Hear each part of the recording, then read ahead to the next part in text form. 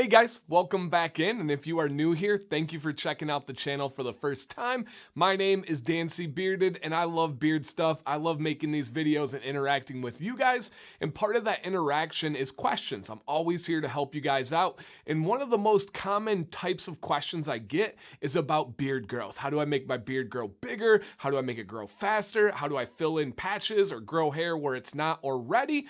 And one thing that I like to do is look at it from a different side of the lens and give a different perspective. And the biggest tip I can give on that other side is think about something that is often overlooked or forgotten, and it is the idea of keeping the beard hairs you have. Growth, habits, all that stuff is really important, but oftentimes that is the focus and guys forget about what they do have, and that can snowball and leading to more problems than they don't even realize. So in this video, I'm gonna give you guys a couple just basic tips and tricks, really a mindset to think about for keeping the beard hairs that you do have. If that sounds good, if you like this video, if the other videos look good and you like the channel, consider subscribing. That's the most I could ever ask of you guys. I do appreciate that. Thank you.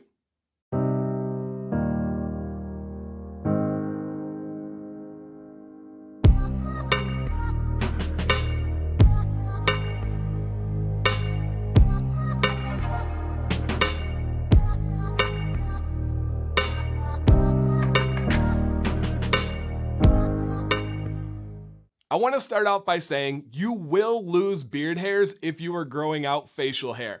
That is just natural. We call that shedding. If you're growing hair on a human anywhere, your head hair, your chest hair, there are hairs that are going to fall out. We will never be able to completely eliminate that. It's just a part of the process. With our beards, it's pretty easy to tell. If there is a white or colorless bulb at the end of the hair, it is done. It has ran its course of life and it has fallen out.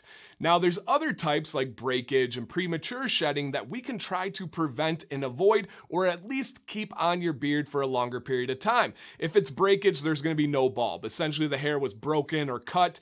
If you have premature shedding, it is going to be a colored or dark bulb, aka like a ball at the end of the hair, and that is something we really want to address. And this goes with any human hair, right? Your head hair, your chest hair just simply falls out.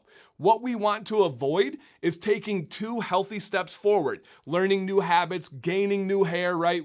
Ways to be able to fill in your patches, but then at the same time, taking 3 steps back. Those new healthy habits do not mean a whole lot if you're tearing out hairs that are already there and established. So, the number one tip that I can give you guys that is often forgotten is be cautious with your grooming.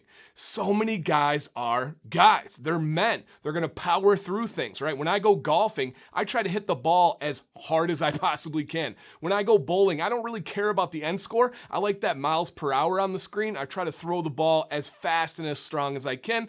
Well, going with that same motor or that same mindset when it comes to beard care is not a good strategy. Be light, be gentle, and let the tools do the work. Let me say that one more time. Let the tools do the work. I watch tons and tons of grooming videos, whether it's on Instagram or Facebook or YouTube. I like to see how other people do it. I like to learn new strategies, new techniques, but I also like to learn from mistakes. And one of the biggest mistakes that I see is guys really putting torque and getting into their combing and their brushing. You don't need to do that. Let the comb do what it was designed to do.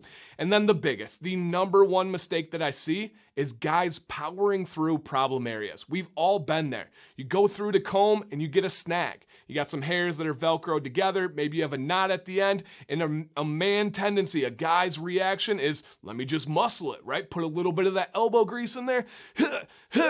Next thing you know, you have a ball of hairs that did not need to come out. Maybe you had one single strand that had an issue and brought everybody else to the party. Well, you don't have to evict the party. Just get rid of that one strand. So what you do, if you find a problem, you're combing, you get to an area where you're stuck, remove the comb, assess the situation, and go there. Oftentimes you can detangle it with your hand, find that knot, find the issue, or there's just none. You get it all apart, you go through it a different angle, you go a little bit softer, maybe you apply a little bit more oil, or you go in with heat. If you have an issue with grooming, one of the biggest upsides to heat, as I covered in my heat days, is it helps you comb through. It helps you brush through, and that does save hairs. Heat is not ideal for your hair, but it's not the worst thing. I can tell you something that is the worst: ripping a hair out before it's ready to go. And please, guys, do not rip out your gray hairs. That is not good for your beard health. I know you have different ways. And listen here, this is crazy, but I would rather have you find a good alternative dye, something that is not going to be awful for your hair, rather than plucking it out. I know, that takes a lot for me to say that. I have a video about the dangers of hair dye. There are some decent options out there. I would rather have you dye your grays before pulling them out. So many guys are looking for that thick beard. They're looking for a more full beard. They want more growth. They want to fill in those patches, but they're not concerned with keeping the hairs they have. They only want to think about new growth. Let's think about the grooming habits that are pulling out those hairs or damaging those hairs too early, okay? I'm gonna collect my thoughts. I'm gonna come back to you guys in 2 seconds, and if any time, now is a great time. Leave a comment, leave a question down below, and I'll come back to you guys just a sec. To conclude here, this is a loaded subject, but essentially I am saying so many people are concerned with new growth when we should be focusing on keeping the hairs that we do have. Now, we could dive into that as deep as we wanted when we talked about beard health and vitamins and water. Cheers, by the way. To all the different layers about having an overall healthy beard, but my focus today, and a key thing, an immediate thing, is not over grooming your beard. Going easy on the combing, especially when you have a problem area.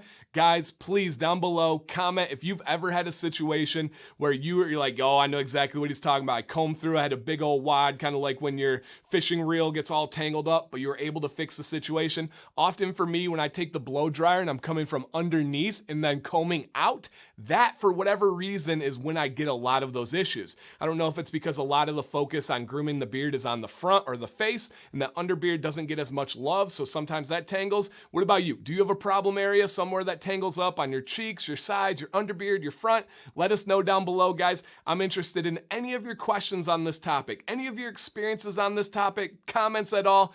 Keep keep the hairs in your beard that you do already have, and then we can really go into growth and all of that stuff from there. So I hope this helped you guys out, even if it's just thinking from a different lens about something that maybe you were neglecting and not putting as a priority. I'm excited to get the feedback on this one, guys. DanCBearded, stay bearded, and stay positive.